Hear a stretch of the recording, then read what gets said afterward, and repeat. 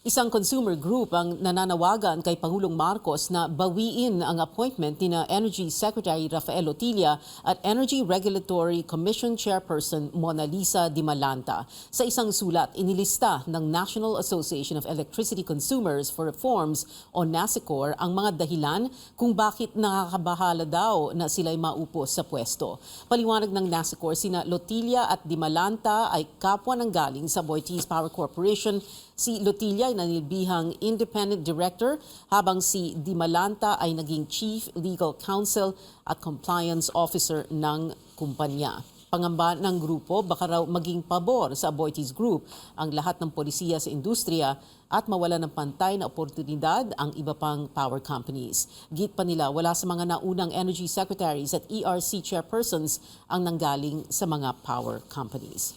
Habang sinusubukan ng CNN Philippines na kunin ang panig ni Lotilla, makakausap naman natin ngayon si ERC Chairperson Monalisa Dimalanta. Magandang gabi po sa inyo, Chairperson Dimalanta. Magandang gabi, Pia. Magandang gabi sa mga nanonood at nakikinig sa show mo ngayong gabi. Pagpasensya na po yung boses ko. Medyo galing po sa sakit. Okay. Well, I hope you're feeling better, ma'am. But, ma'am, so umpisan po natin, no? As Chief Legal Counsel and Compliance Officer formerly of Aboitiz Corporation, what exactly were your functions, your mandate at the time? Ano po yung ginawa ninyo? Okay, sa 4 na buwan ko pong dun sa pwesto pong yun, I assumed that function in April of this year.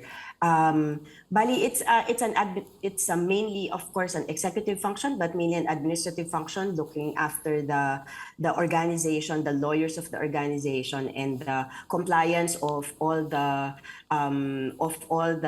businesses na napapasakop ng Aboitiz, yung compliance niya, making sure na sumusunod sa batas yung pong mga businesses under the group.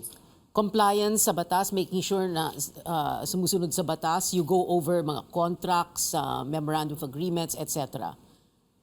Hindi naman po lahat kasi po masyadong na po yun, detailed na po yun. So it's more of the processes po yung binabantayan. Alright, so 4 months and then you get this appointment.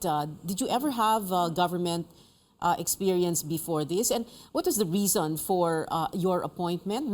Were you recommended by Mr. Aboitiz to the President? Ang pagkakaalam ko po, ang kumausap po sa akin si Secretary Lotilla. Kasi po, I've known him from law school and he was also my boss when he was first at the DOE back in 2005 and 2006. I was with him. Yung tanong po kanina if I was with government with Secretary Lotilla, as I mentioned, and I was with the National Renewable Energy Board for 2 years, so 2019 to 2021 po. All right. And now you have this appointment by President Marcos, by the Marcos administration. And of course, like we introduced this story, syempre may mga tanong, well, actually hindi tanong, mga alegasyon. Maraming sinasabi ang NASECORE, may isa pong litanya ng lahat ng pwede nyo raw gawin ni Secretary Lotilla, and for that reason, dapat daw ay bawiin ni Pangulong Marcos ang inyong appointment.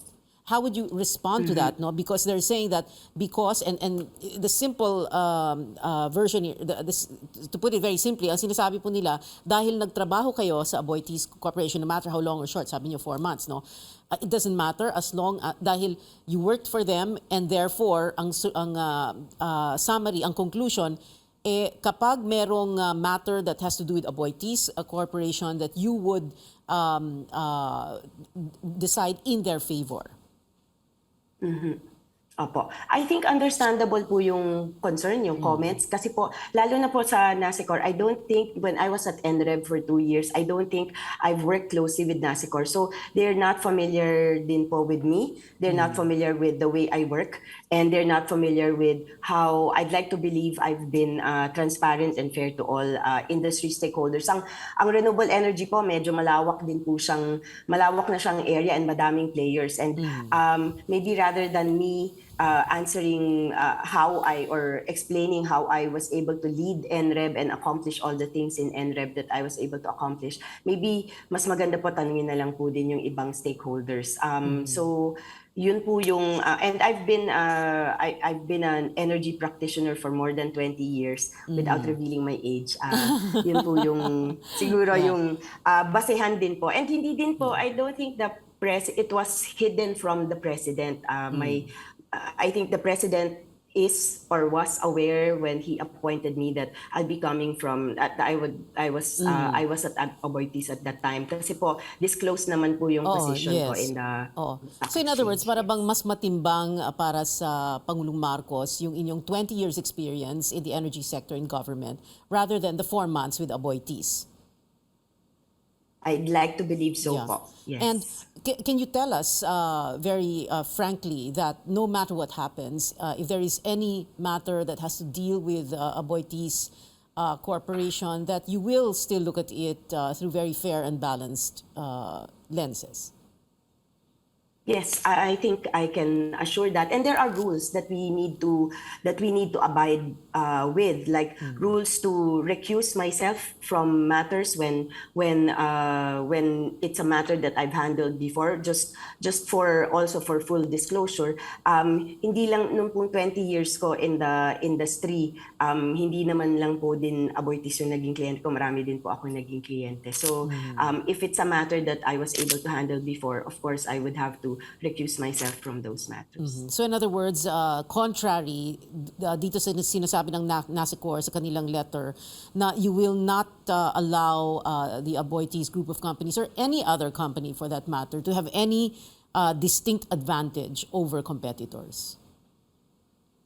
Yes, ma'am. Kasi po yun din yung mandate po ng presidente, di ba po? And I'd like to, kanina po may natanong din ako kung what I'd like as my legacy in ERC. And it's really the transparency and accountability of the agency. I think at the very least, that's what we can contribute so that we can grow this industry and support the economy that we all dream of having. In other words, ma'am, my last question, you are going to do what is right. Opo. You will do what is right no matter what. Yes, ma'am. Opo. All right. Thank you very much for joining us. Maraming salamat po sa inyo, ERC Chairperson Monalisa Dimalanta.